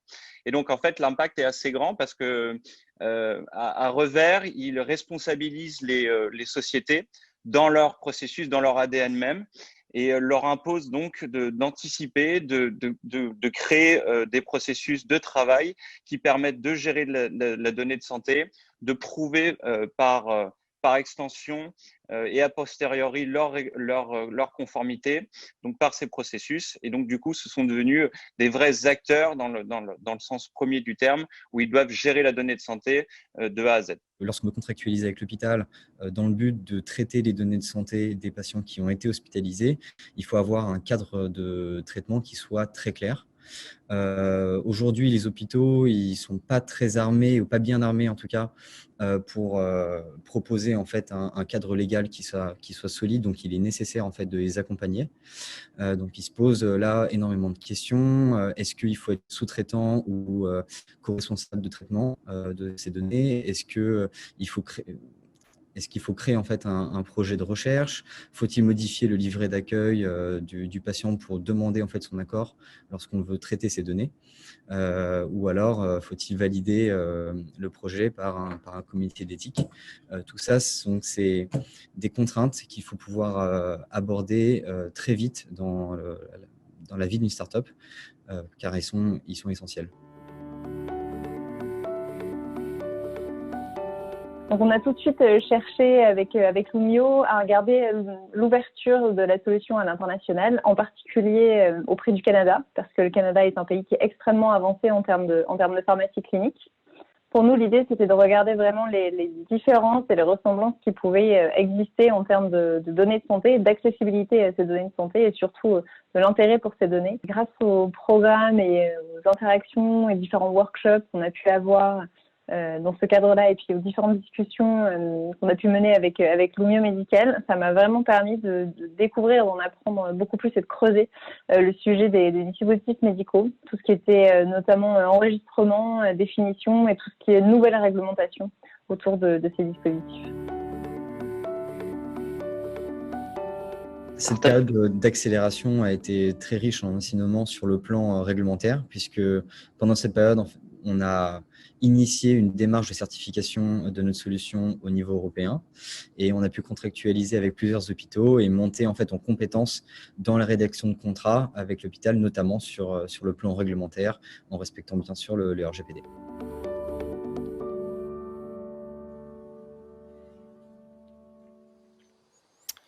Merci à toutes nos startups et nos mentors et nos experts d'avoir participé à ces vidéos très complètes sur des sujets résumés en quelques minutes. Alors Laure, quel est votre regard sur finalement ces deux leviers de succès externes que sont effectivement la réglementation et le financement qui sont très importants dans la vie d'une startup ?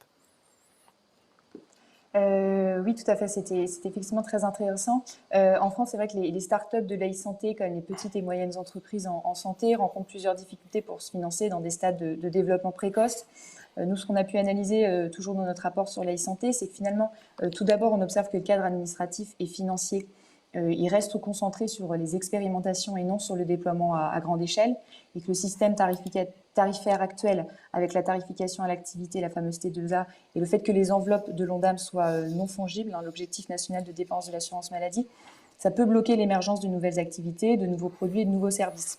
Donc l'adaptation du système tarifaire à travers des tarifications au parcours ou à l'épisode de soins constitue à ce titre une piste importante pour permettre la valorisation des gains potentiels des innovations, et notamment organisationnelles.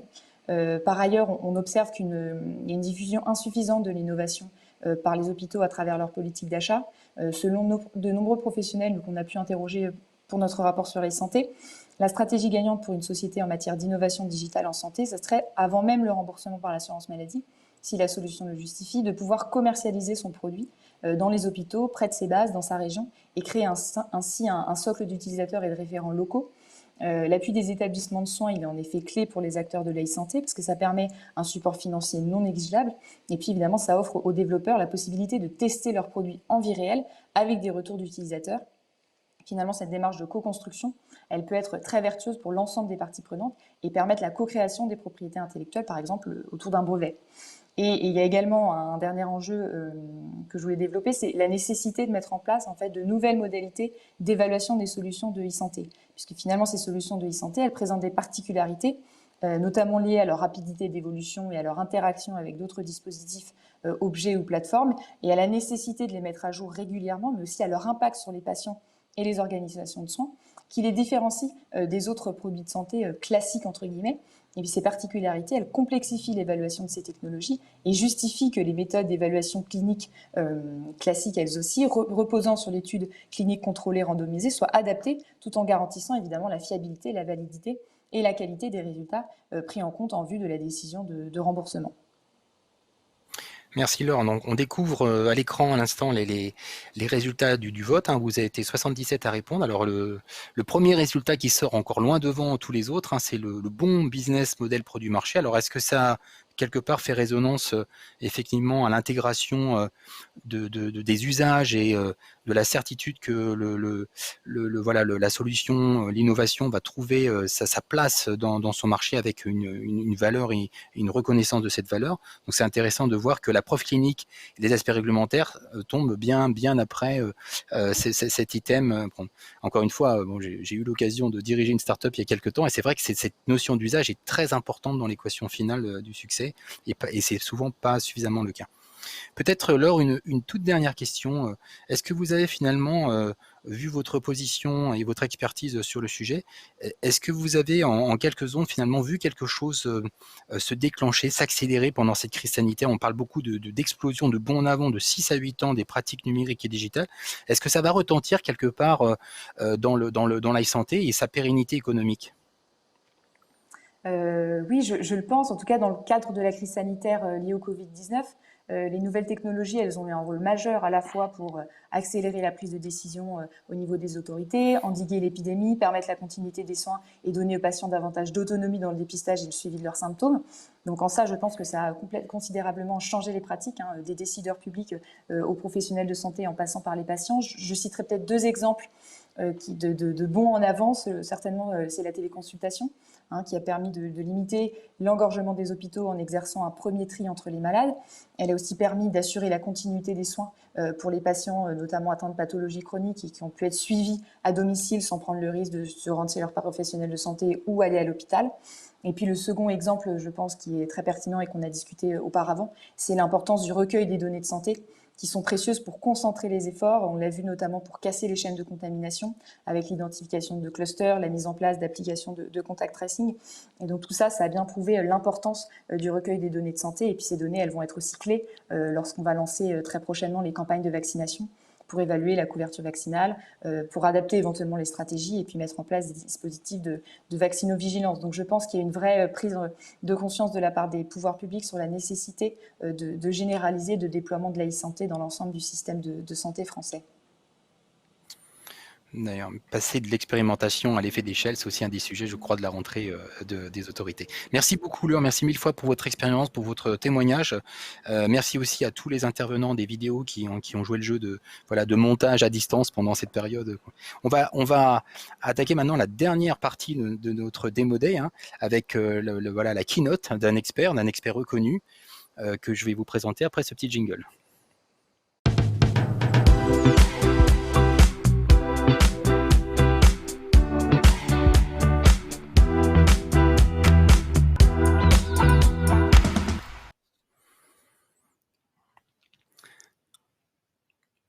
Donc, nous avons le plaisir d'accueillir Stéphane Mallard. Je ne sais pas si Stéphane est là. Bonsoir Stéphane. Alors Stéphane, qui ne connaît pas Stéphane Mallard?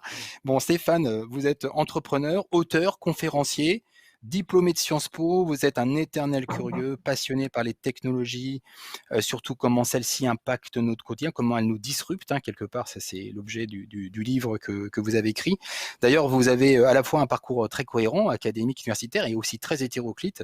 Comme vous avez raconté votre histoire dans votre entreprise, vous êtes venu finalement conférencier par passion, quelque part, par contamination. Voilà. Et puis, je crois que aussi, vous avez une vision radicalement différente et sans langue de bois du monde qui naît avec le digital. Hein. Je pense que c'est ça qui est intéressant.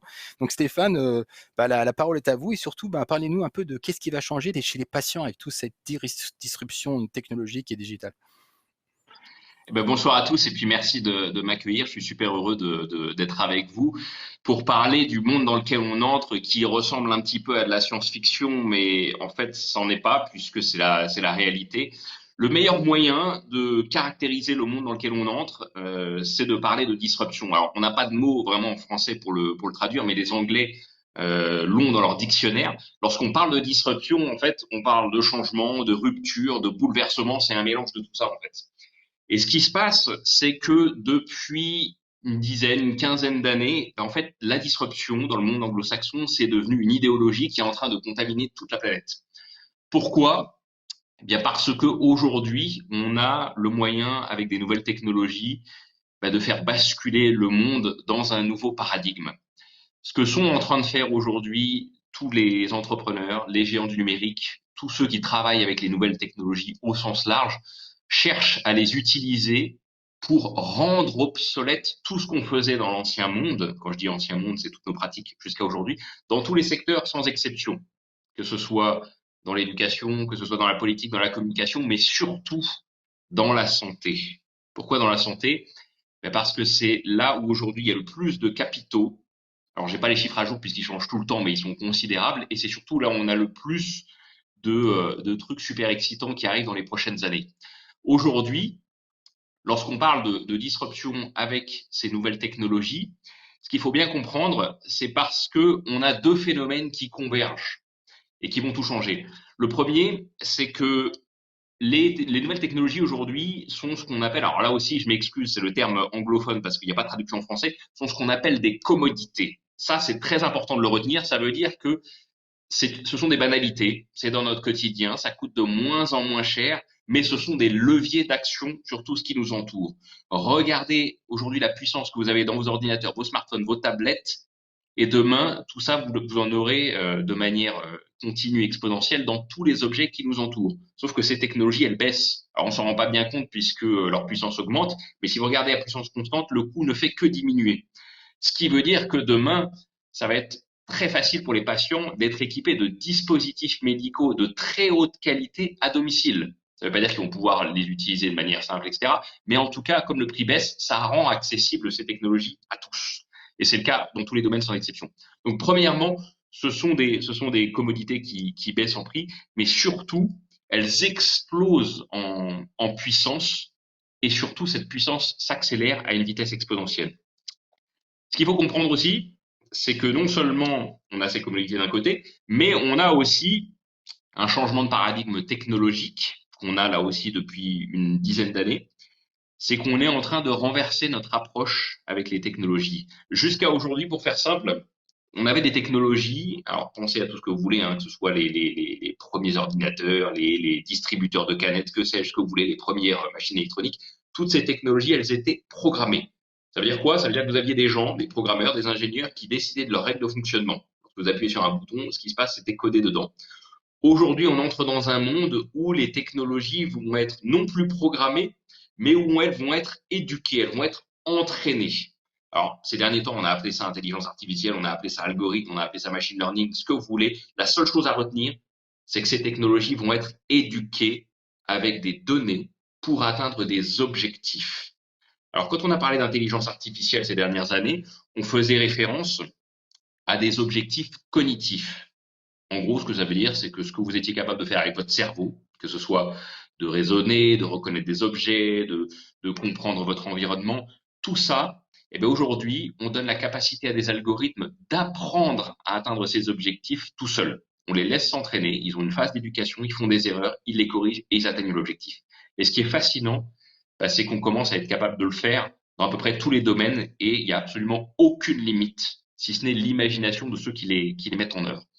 Alors dans la santé, pour vous donner juste quelques exemples très rapides, on a dernièrement, alors c'était en 2013, mais c'était déjà assez bluffant, on a utilisé ces technologies qu'on a entraînées à lire et à comprendre des textes, on les a nourris avec des données textuelles de recherche sur certains cancers, et on leur a demandé de trouver des molécules utiles contre certains cancers. Et on a de très bons résultats d'algorithmes qui identifient des molécules très pertinentes. Dans certains cas, on monte jusqu'à 70-80% de confiance sur des molécules qui vont être utiles pour traiter tel ou tel cancer. Depuis, on a fait ça dans d'autres domaines de la recherche, comme par exemple sur l'imagerie médicale.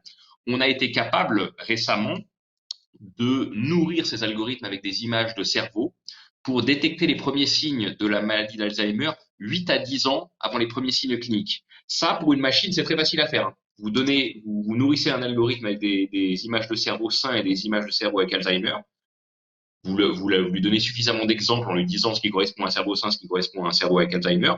Et plus vous lui donnez d'exemples, plus elle est capable ensuite de reconnaître très facilement, sans se tromper, mieux qu'un être humain, à quoi ressemble un cerveau qui est atteint d'Alzheimer. Mais là où c'est bluffant, c'est que vous donnez les mêmes images des deux groupes 8 à 10 ans avant, c'est-à-dire lorsqu'un œil humain ne voit aucune différence, et vous laissez la machine s'entraîner en lui disant, attention, celui-là, c'est celui qui développe un Alzheimer dans 8 ans, 10 ans après, celui-ci qui développe rien.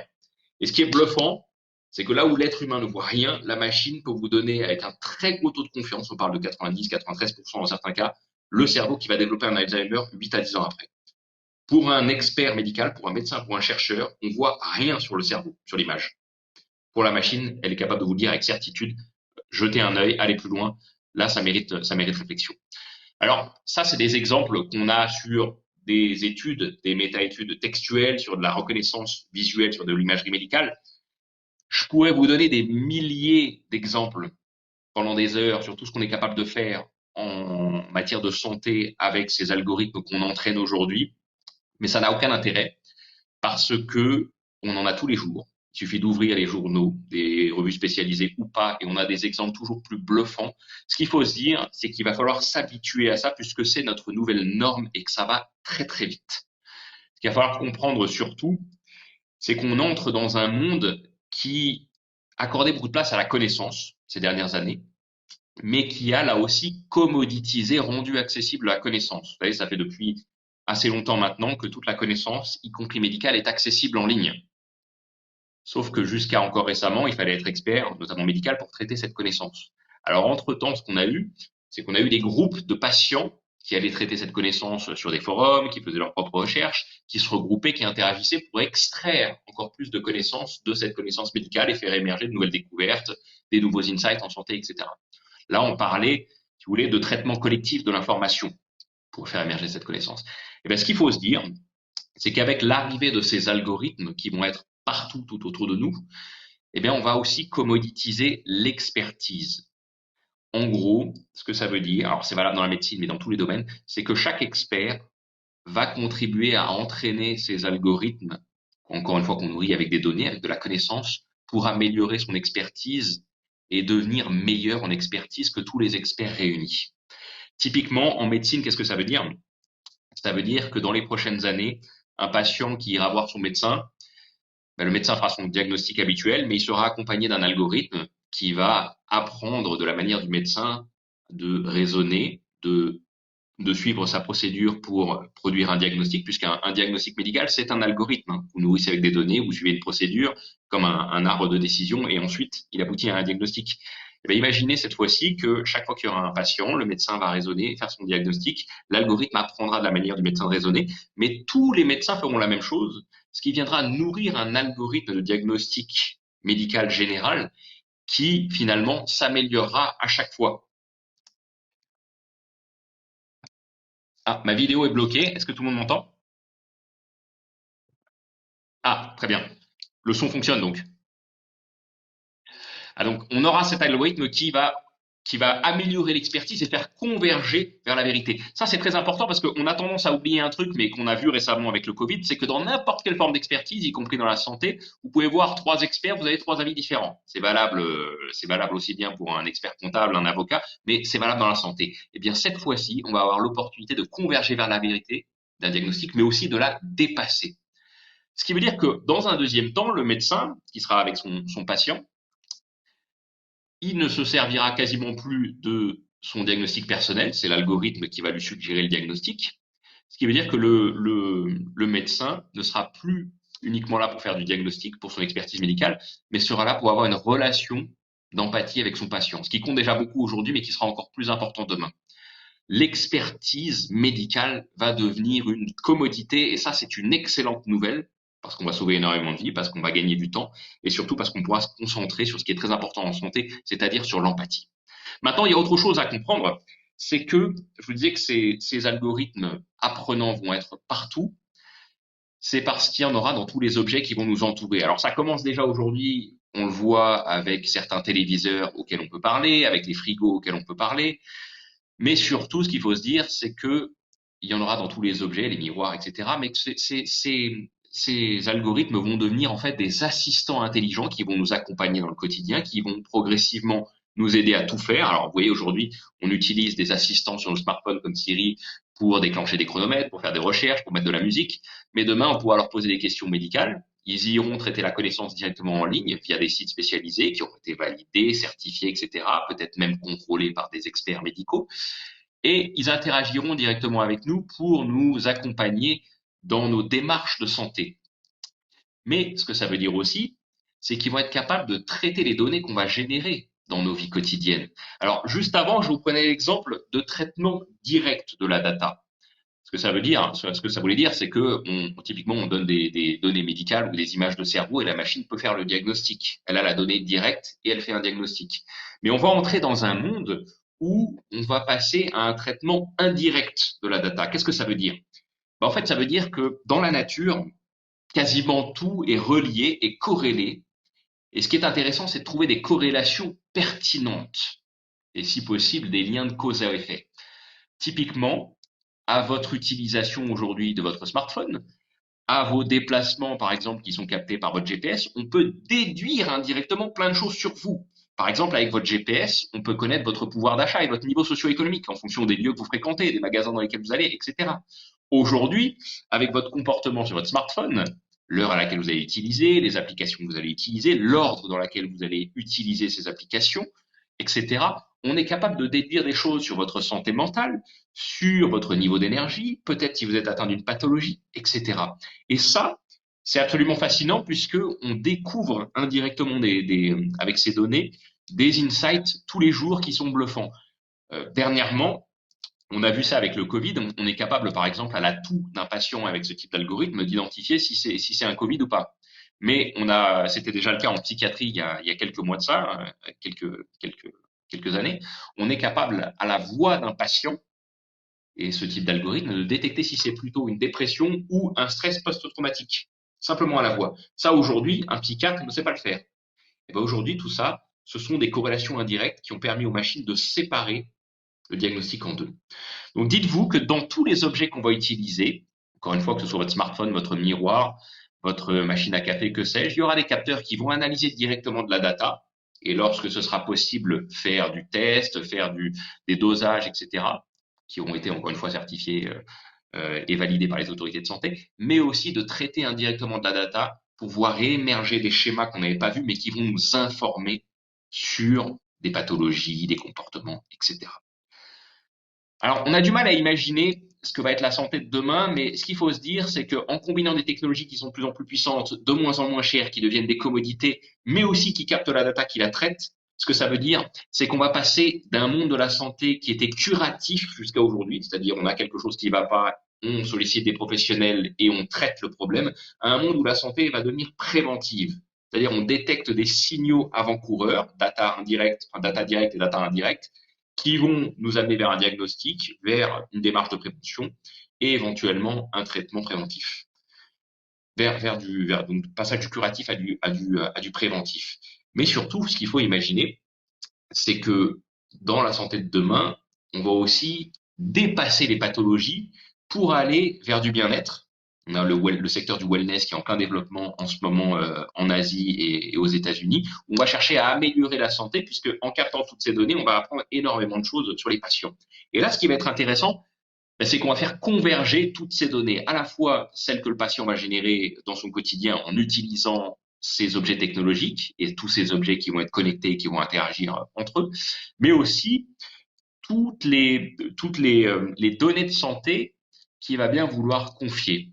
Alors là, on commence à avoir des choses intéressantes, notamment en ce qui concerne la génétique, le microbiote, etc. La génétique aujourd'hui, alors là c'est le très bon exemple de commodité, il est possible aujourd'hui pour moins de $200 de faire séquencer son génome et d'avoir une liste des maladies potentielles qu'on peut développer.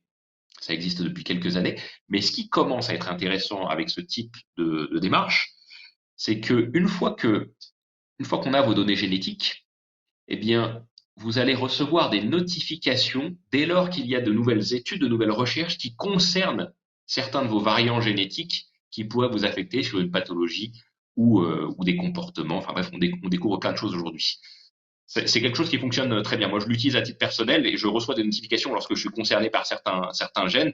Et ça vous dit, attention, cette maladie vous concerne, celle-ci ne vous concerne pas puisque vous n'avez qu'un variant sur les deux, etc. Ça, c'est quelque chose qui va énormément se développer dans les prochaines années et qui viendra en complément des données qu'on va générer pour les croiser, pour vérifier que c'est pertinent ou pas. Et là encore, faire émerger de nouvelles découvertes.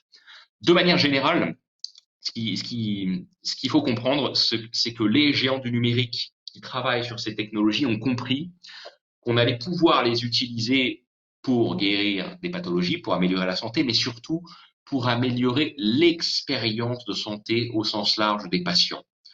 Aujourd'hui, ce que nous permettent de faire les technologies, c'est valable dans tous les secteurs, c'est d'améliorer l'expérience utilisateur, c'est-à-dire lui offrir un confort, lui offrir une qualité de service qui va se rapprocher de ce que faisait avant le secteur du luxe. Dans le secteur du luxe, le standard minimum, c'est la qualité exceptionnelle. Eh bien, ça va être la même chose dans tout le parcours de soins d'un patient, de chez lui avec ses objets technologiques, jusqu'à la rencontre avec les professionnels et les traitements, et alors ce qu'on appelle le service après-vente dans les secteurs business, mais au suivi de la relation de ce patient et à son interaction avec les professionnels à long terme.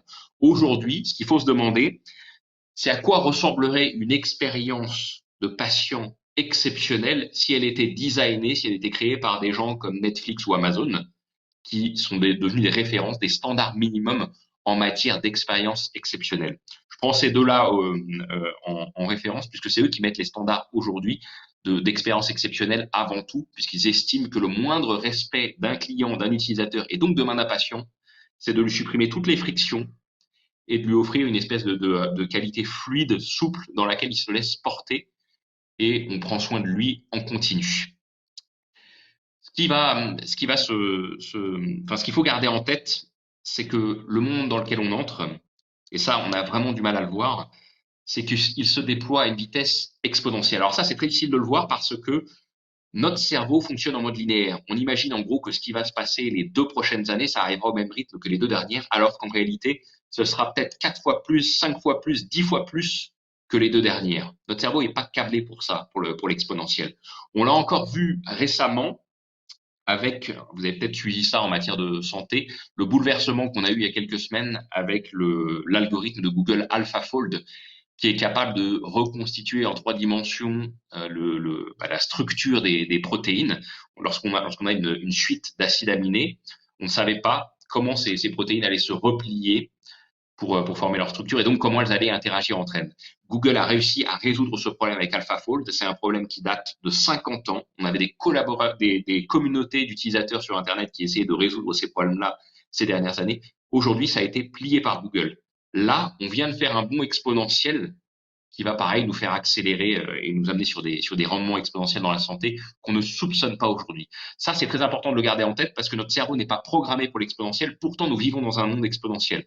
Il suffit de regarder, comme je le disais en début d'intervention, ce qu'on voit sur les capacités de calcul qui augmentent, sur les prix qui baissent, la commoditisation de toutes ces nouvelles technologies et sur les nouvelles applis qui émergent de partout, les nouvelles startups qui émergent de partout et surtout se dire qu'on est de plus en plus nombreux sur la planète, professionnels de santé, chercheurs, patients, utilisateurs et familles des patients au sens large, à être connectés, à partager de la connaissance, à faire interagir cette connaissance et donc à faire émerger des insights et des nouvelles données en matière de santé. En gros, on est aussi en train de découvrir qu'on réplique ce qui existe en science de manière générale, c'est-à-dire le hasard, l'aléatoire et la sérendipité. C'est-à-dire faire des découvertes qui n'étaient pas prévues, trouver ce que l'on ne cherchait pas, mais qu'on accélère aujourd'hui à des rythmes exponentiels avec toutes ces interactions, cette foule connectée qui utilise des technologies et qui interagit en ligne, mais aussi demain avec des algorithmes qui vont venir avec elles pour accélérer cette entrée dans le monde de la santé de demain. Et pour terminer, j'aimerais simplement attirer votre attention sur le fait que, en fait, le futur de la santé, la vraie disruption de la santé, elle a été encore une fois annoncée par l'un des géants du numérique, par le patron de Facebook, Mark Zuckerberg, il y a quelques années. Ça va être de guérir toutes les pathologies. Et c'est ce qu'il a déclaré il y a 3 ans lorsqu'il a dit qu'avec l'arrivée d'algorithmes apprenants, qui vont être dans toutes les technologies, on avait le potentiel de guérir toutes les maladies avant la fin du siècle. Alors, c'est pas de la provocation de dire ça, c'est simplement de se rappeler qu'on entre dans un monde au rendement exponentiel. Encore une fois, c'est très difficile à voir pour un cerveau humain, mais lorsqu'on regarde la data, lorsqu'on regarde les chiffres, on voit cet exponentiel se dessiner et c'est pas surprenant. Dernièrement, on a eu un exemple, c'est le vaccin du Covid. Jamais dans l'histoire, on a eu un vaccin créé de manière aussi rapide. Mais ce qu'on dit pas assez, je trouve, dans les médias, c'est qu'on a utilisé des technologies partout, dans tous les labos, notamment des algorithmes apprenants pour designer des molécules, pour faire des tests, parce que c'est aussi ce que nous permet de faire ces algos. Mais le but ultime qu'il faut avoir en tête, c'est que la santé de demain, c'est de se débarrasser progressivement de toutes les maladies, de pouvoir les prévenir. Et l'étape d'après, alors là encore, c'est une idéologie qui nous vient des géants de la Silicon Valley, que certains prennent pour des fous, c'est de considérer les maladies, de considérer la mort comme une maladie, et de se débarrasser de la mort en nous rendant immortels. Alors, c'est pas de la science-fiction, ce sont des vraies déclarations des géants technologiques qui travaillent là-dessus. C'est qu'une fois qu'on aura guéri toutes les maladies, c'est de s'attaquer à la mort. Et ensuite, de pouvoir s'attaquer à des questions philosophiques comme le bonheur. Je parlais de wellness tout à l'heure, mais finalement, les interactions entre humains de qualité, une fois qu'on aura réglé ce problème. Parce que dites-vous bien un truc, c'est que toutes les technologies, elles servent à régler des problèmes. Les technologies qu'on utilisait avec les tableurs, les traitements de texte, toutes ces choses-là pour faire de la comptabilité dans le monde du business, c'est parce que la comptabilité était un problème. Mais une fois qu'on aura réglé ce problème, on pourra passer à autre chose. C'est pour ça qu'on utilise ces technologies dans la santé aujourd'hui. C'est pour ça qu'elles vont se développer de manière exponentielle. Et je peux vous dire un truc, c'est que le monde dans lequel on entre, il ressemble beaucoup à de la science-fiction, comme je le disais, mais c'est plus du tout de la science-fiction. Quand vous regardez les forums de ce qu'on appelle les biohackers, vous savez, les hackers biologiques qui pratiquent sur eux-mêmes toutes les découvertes scientifiques, biologiques et qui utilisent toutes les technologies pour améliorer leur santé, faire des tests et voir comment ça réagit sur eux, ils ont cet objectif non seulement de maximiser leur bien-être, leur santé, mais surtout de participer à cette révolution où on va essayer de repousser sans cesse les limites du vivant en matière de durée, de dépasser les 100 ans, les 120 ans de durée de vie, et ensuite potentiellement d'aller beaucoup plus loin. Alors ce monde, il peut faire peur, puisqu'il n'a rien à voir par rapport à celui d'hier, et surtout, il s'attaque à tous les domaines de la santé, sans exception.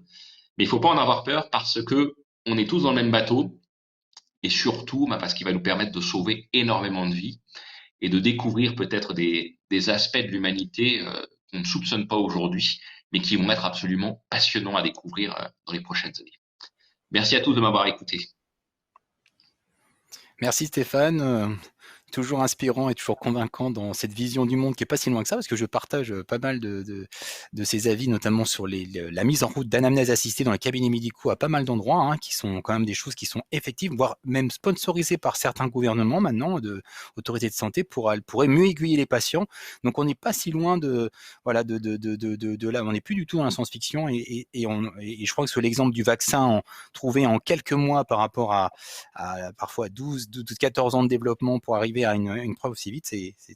En tout cas, voilà, nous arrivons donc à la fin de ce démodé. Merci à tous nos intervenants, merci aux experts, merci aux speakers, à tous les gens, et surtout merci à nos deux porteurs de programme. Hein. Donc, bien évidemment, Pfizer France avec son fonds d'innovation Pfizer, mais aussi l'Institut du cerveau avec professeur Brice effectivement et Madame Rosenquist d'avoir participé à ce démodé, d'avoir permis cette journée et surtout de mettre en avant cette deuxième promotion de start-up à qui on souhaite le plus beau des succès pour l'avenir avec des levées de fonds et des réussites voilà, dans l'intérêt de la santé et des patients. Donc cette approche, je l'ai bien vu, c'est une approche de coopération différentes, impliquant énormément les collaborateurs de la société Pfizer et qui s'appuie donc sur ces structures de l'Institut du cerveau, mais et avec son incubateur IPEPS. Mais on voit bien que cette forme de coopération permet à des gens de mondes différents de participer des valeurs et des motivations communes dans l'intérêt du patient. Voilà, j'espère qu'en tout cas, cet événement vous aura inspiré, vous aura éclairé, vous aura motivé. Et puis avant de fermer cette session et de vous souhaiter de bonnes fêtes de fin d'année et un bon Noël dans vos familles et avec vos proches, peut-être de répondre très brièvement à ce petit questionnaire d'évaluation sur l'événement, voilà, de mettre une note entre 1 et 5, 5 étant effectivement la note de satisfaction totale, comme le disait Stéphane, l'excellence client. Voilà.